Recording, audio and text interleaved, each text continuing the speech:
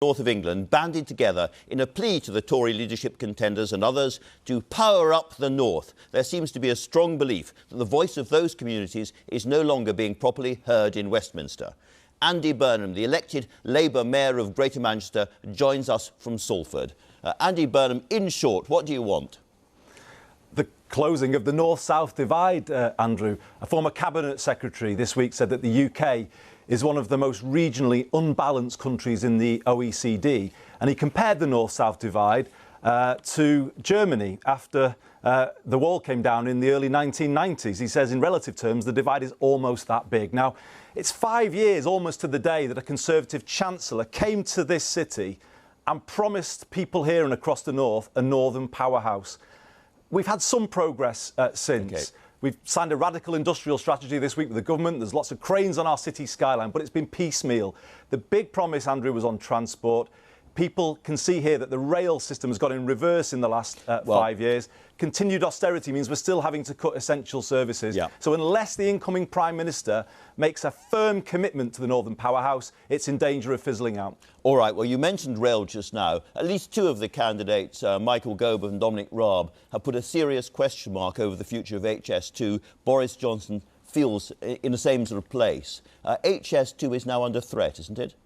It would seem so. And it's crucial, we would say. We need it because it lays the infrastructure, Andrew, for the west to east rail system, Northern Powerhouse Rail that it's called. So you've changed your mind quite radically on this, because back in 2014 you said HS2 represented maximum disruption and minimal benefit to your part of the world and was a poor deal for most of the region's taxpayers. HS2 should go back to the drawing board, you said, but you've changed your mind. No, they did go back to the drawing board, and since then it's become part of an integrated system where we've got west to east rail coming through using the HS2 infrastructure. That was exactly what I was calling for. So now you've got Northern Powerhouse Rail coming on the back of HS2. But let's be clear, those two projects alone do not solve transport problems in the north of England. If you are to build a northern powerhouse, as we were promised by the Conservatives, it means putting the north at the front of the queue for transport and infrastructure investment for the next 25 years,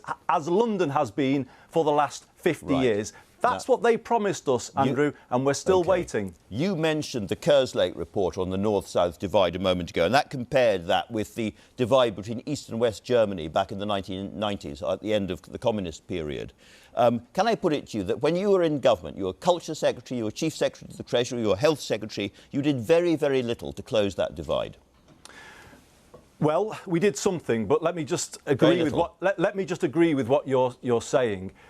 We have lived in a London-centric country for as long as I can remember. Westminster has failed the north of England under governments of all colours over many decades, and that is what has got including to under Andy Burnham. Well, yes, well, to a degree, but we did something. I'm talking to you now, Andrew, from Media City, which was the Labour government's initiative to ask the BBC to rebalance. And actually, we're not asking for favours here. I would put it to you that today, 10 years on, the BBC is stronger. I remember as Culture Secretary, senior BBC executives coming through my office saying, oh, there's no talent up there, it'll be a wasteland, there'll be nowhere to buy a flat white coffee, it'll be awful for us. And look at the BBC today, stronger because it has voices from all over the country on its airwaves and not the ivory tower that it was then. And I think other organisations can become stronger if they rebalance from south to north in the same way as the BBC has. So we've been talking about the Blair years a bit. You'll have seen from social media, very interesting thing going on right at the moment.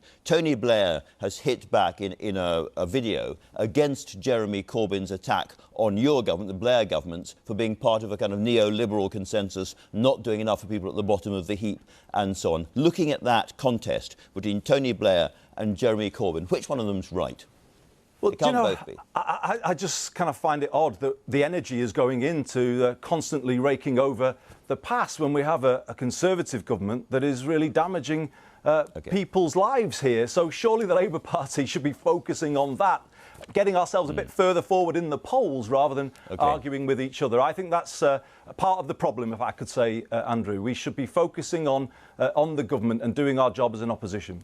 One of your biggest pledges when you became Mayor of Greater Manchester was that you were going to tackle homelessness. It's gone backwards on your watch, 34% up in central Manchester. When are you going to do something about it?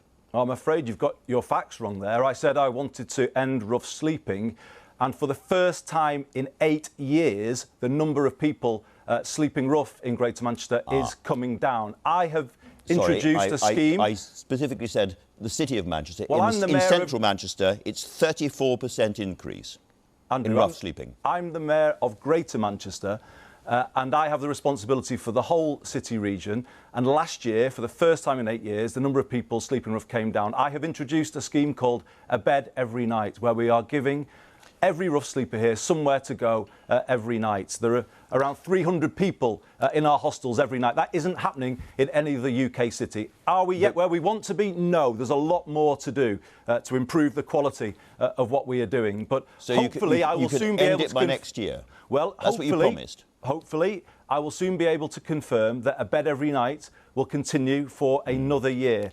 And I mean, in my view, if I'm giving everybody somewhere to go every night, that does meet in spirit the commitment that I made. The reason I mentioned central Manchester is that is where the vast majority of rough sleepers have been, and that has gone up quite sharply, 34% according to the survey, on your watch. How do you end it by next year?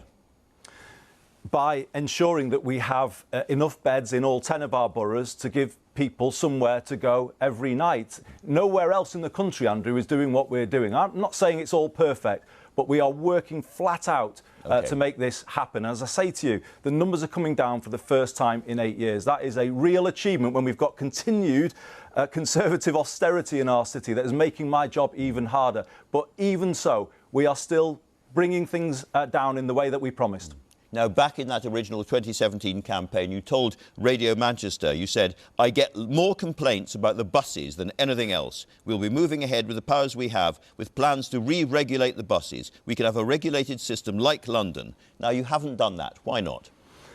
Because we've been waiting for Parliament to pass the order which allows me to take a big decision on the future of the buses in Greater... No, we were waiting for Parliament to pass an order. They now have.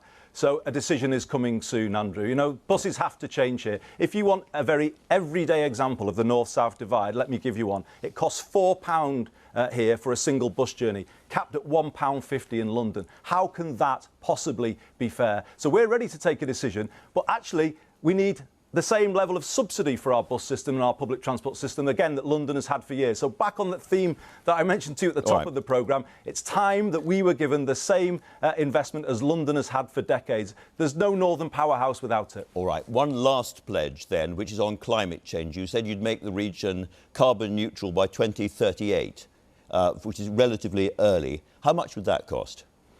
Well, of course, it's a big commitment. And yes, it would require some upfront investment. But the 2038 figure is backed by detailed research from the University of Manchester. And this week, the UK government backed it, as I said, in that industrial strategy which we signed.